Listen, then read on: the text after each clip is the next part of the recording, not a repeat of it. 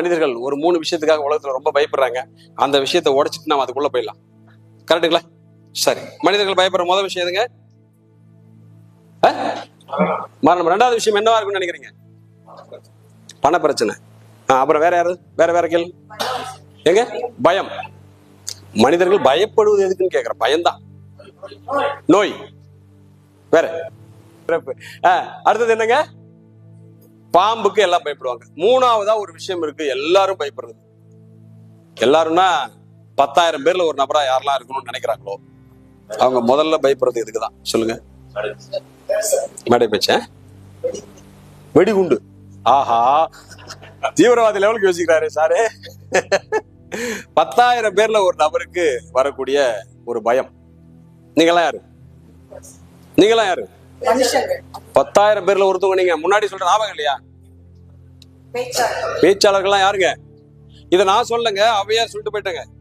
பல்லாயிரம் ஆண்டுகள் முன்னாடி சொல்லிட்டு போயிருக்காங்க, கட்டாயம் ஒரு ஆக சிறந்த பேச்சாளன் 10,000 நபர்ல ஒருவர்.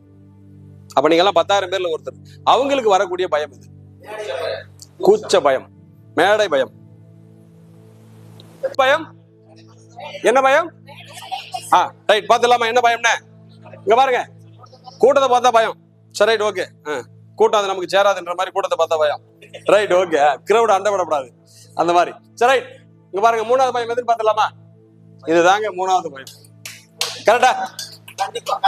ஆமா, இந்த பயத்தை ஒழிச்சிட்டு அதுக்கப்புறம் உள்ள போயிடலாம்.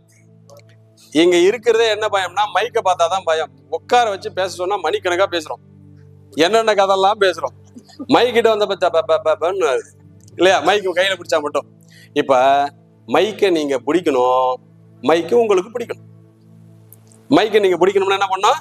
மைக்கு உங்களுக்கு பிடிக்கணும். சரி, இப்ப நம்ம மைக்கை பிடிச்சு பேசணும். சரிங்களா? இப்ப மைக்கை பிடிச்சு பேசுறது எப்படி? நீங்க எப்படி ஒன்னாலும் பிடிக்கலாம். ஆரம்ப நிலையில மைக்கை இப்படி பிடிக்கிறதா நல்லது. மைக்கை இப்படி பிடிக்கிறதா நல்லது. அதே மாதிரி மைக்குக்கு உங்களுக்கு எவ்வளவு கேப் இருக்கணும் அப்படின்னு பாத்தீங்கன்னா, இந்த அளவுக்கு இருக்கணும் கேப். ஆரம்பத்துல பேசும்போது இந்த அளவுக்கு இருக்கணும். ஒருவேளை நம்ம தம்பி தினேஷ் கேமரா பண்ணிருக்காரு பாருங்க, அவருக்கு பேச விட்டோம்னா இந்த ஜன்னல்லாம் உடைஞ்சிடும். அப்படி பேசுறவங்க என்ன பண்ணா, கொஞ்சம் அப்படி தூரத்துல வச்சு பேசணும். ரொம்ப சீரா பேசுறவங்க, வாய்ஸ் கம்மியா இருக்கிறவங்க கிட்ட வச்சு பேசணும். வாய்ஸ் எல்லாம் ஒரு பிரச்சனையே கிடையாது. அப்ப மைக் என்ன பண்ணலாங்க? முதல்ல ஆரம்ப நிலையில இருக்கிறவங்க இப்படி பிடிக்கணும் மைக்க, கொஞ்சம் கேப் இருக்கணும். இங்கெல்லாம் மைக்க பிடிக்க கூடாது. இங்க மைக்க பிடிச்சோம்னா வாய்ஸ் மாறும். அதே மாதிரி ரொம்ப கிட்ட வச்சு பேசக்கூடாது. மிமிக்ரி பண்றவங்க, பாடகர் தான் ரொம்ப கிட்ட வச்சு பண்ணுவாங்க. சோ அதனால இதுதான் மைக்கு பிடிக்கிறது. இப்ப நான் என்ன சொல்ல வரேன் அப்படின்னு சொன்னா, இங்க மைக்கு பிடிக்க நீங்க வாங்க, ஒவ்வொரு அணில இருந்து வாங்க. நீங்க எந்த அளவுக்கு எப்படி நின்று கான்பிடென்டா, உங்களுடைய போஸ் எப்படி கான்பிடென்டா இருக்கா, நீங்க பிடிக்கிறது கான்பிடென்டா இருக்கான்னு நான் பாக்குறேன். அதுக்கு முன்னாடி நீங்க என்ன பண்ணணும் அப்படின்னு சொன்னா, நீங்க யாருன்னு ஏற்கனவே சொல்லிட்டீங்க. உங்களுக்கு பிடிச்ச விஷயம் என்ன? என் பேரு இது, எனக்கு ரொம்ப பிடிச்ச விஷயம் இது. நீங்க ஃபர்ஸ்ட் மைக் எங்க பிடிச்சீங்க அதை மட்டும் சொல்லிடுங்க.